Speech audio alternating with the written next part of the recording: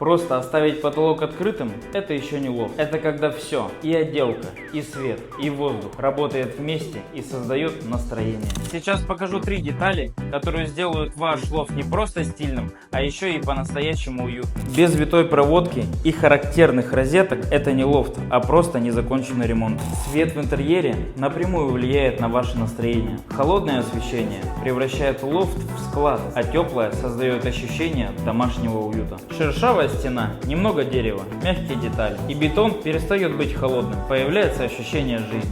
Лофт – это про баланс, это и про брутальность, и про уют. Это не как в шоуруме, это место, где хочется жить.